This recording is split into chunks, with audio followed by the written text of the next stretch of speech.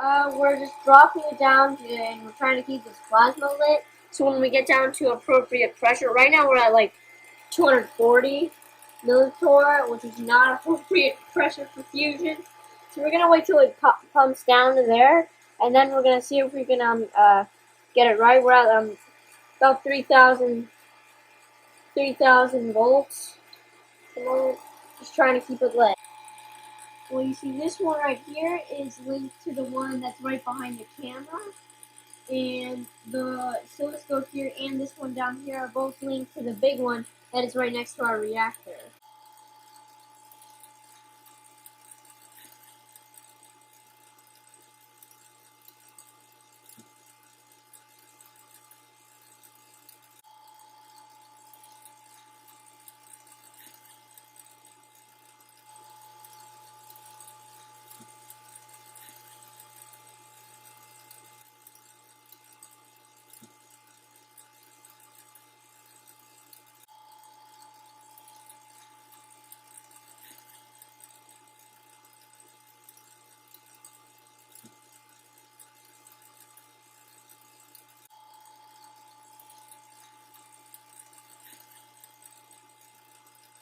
So, that's weird. I mean, it's still at 90. Oh.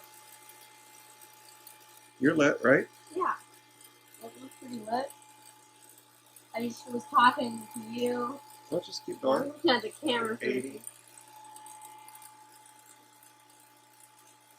4 neutrons, 11,000 volts. Probably some of those are background. Oh, is that a flash flame out? I got it back, don't worry.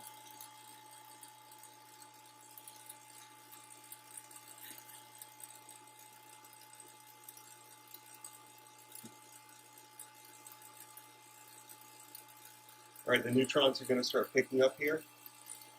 We're at 77 indicated. 74. 12,000 volts.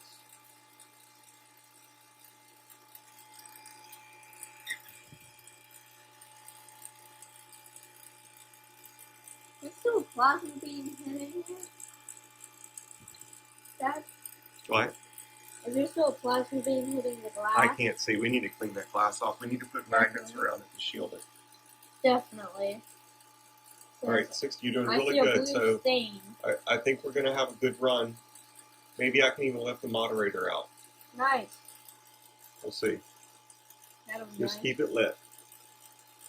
It's still dropping nicely, right? I don't want to touch the knob. It looks good. It's at 60. Definitely dropping handsomely. I see a blue stain on the screen and some purple stuff in the back.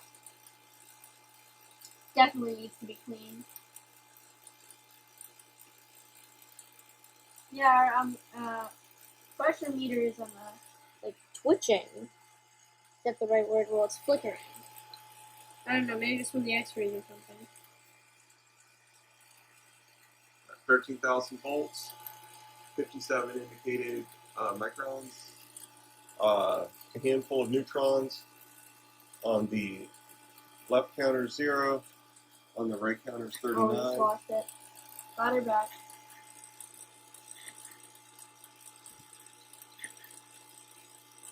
Flips out every time. Oh, I got it. Neutrons are going up a little bit. Little by little. So is the pressure.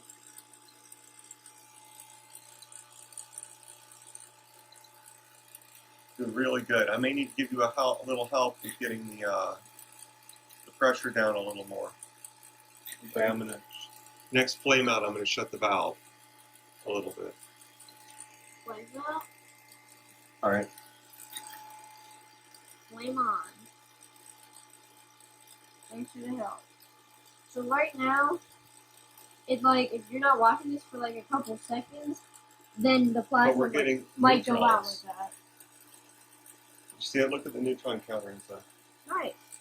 You want to try? And we're getting nice neutrons over here. These are nice looking neutrons. That's not noise. Want to try to lift the moderator out? Yeah. All right. I got it good.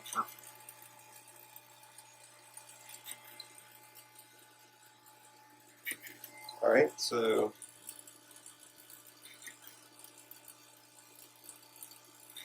it's 320, 360.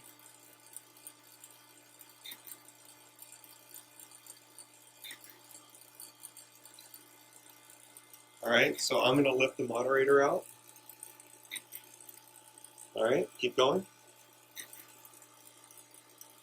We're not detecting anything on either. Alright, keep going. Alright, I'm going to put the moderator back in. Keep going. Moderator's back in. And now We're detecting.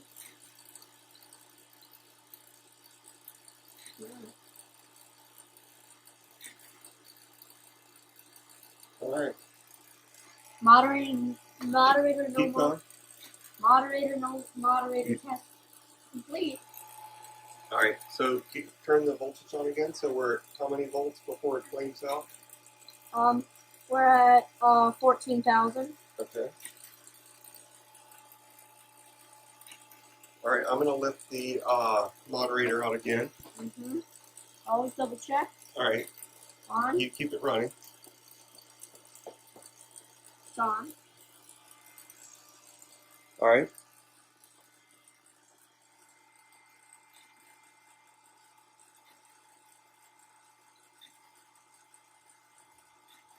Alright, so the neutron count's here. And I'm going to lift the moderator out. Keep it going.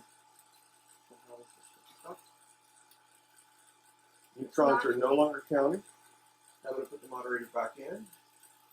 Try not to get electrocuted here. Alright, keep going. Now the neutrons are counting. Counting again. Okay. Looks pretty good. I think we're almost done with this run, Enzo. So let's make sure we record all the numbers here. So keep running it. We're at about 48 indicated. This is a Ferroni gauge, and it's not calibrated for deuterium. Not yet.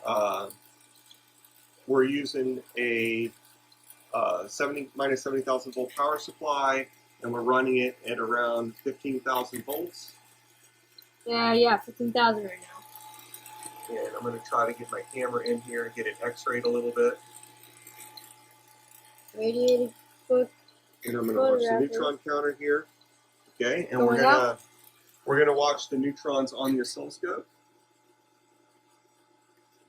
So there is a little noise in there, but these look like legitimate neutrons. Plus those Right.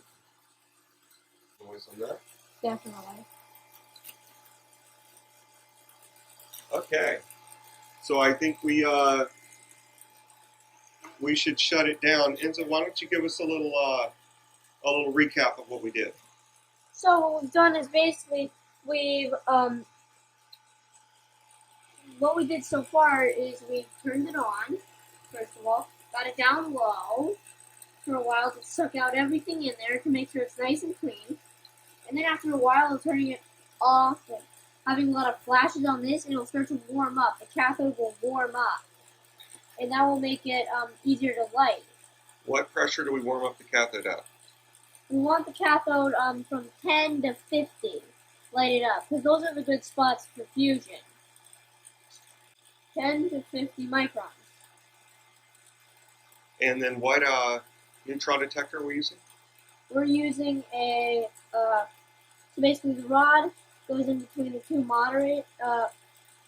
two Voltage is off, right? Can you kill the voltage for me? Yes, voltage is off. There's a rod that goes in between two pieces of a material that when neutrons hit it, they slow down. So when the neutrons are all slow, they hit the rod and the rod detects them. And when you lift it out, then the neutrons can't be detected because there's nothing slowing them down. They're just going straight through it. And this is a Gammascout. Forget the model number, sorry, but it's a Neutron counter. Neutron detector. Are we going to start shutdown? Yes, let's initiate the shutdown procedure. Turn off voltage. And what's next? Turn on lights so you can see better. Definitely.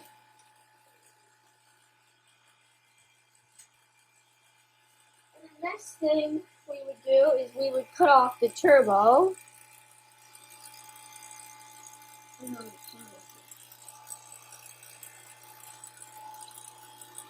and wait for that to spin down. Because if you just turn off both pumps, the turbo, what it'll do, it'll just get destroyed because if there's not that pump keeping it down as the turbo's turning off, then it'll just get destroyed by the particles. Because at around 300, if you turn a turbo on in atmosphere, the air and water molecules around you will just straight up shred all the blades. It's so sensitive like that.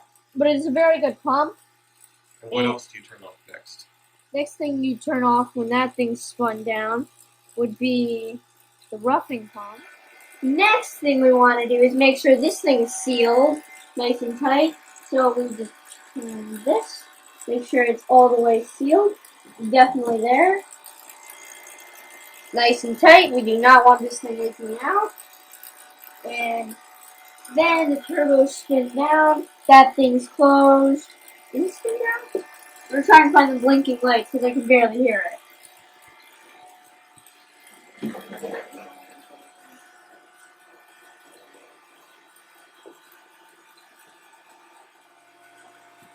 Alright, we're going to be switching off our neutron counter off. Actually, we're going to leave that one on. Now we're going...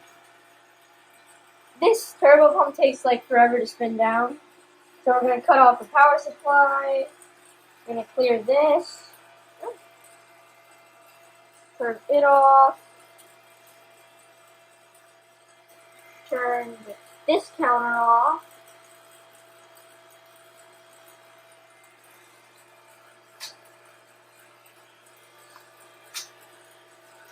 Turn that counter off.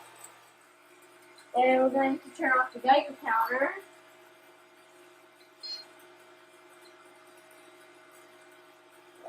Put that there. And we weren't generating enough neutrons for a prolonged period of time to activate the silver, so we couldn't do the activation test. Yeah, because you have to like hit it with enough neutrons for a long period of time. And you also have to make sure, you also have to take it off quickly, because over a matter of like 5 minutes or so, I don't know the exact time, I'm probably wrong, it'll deactivate, I guess. It will not stay radioactive for very long. Oh yeah!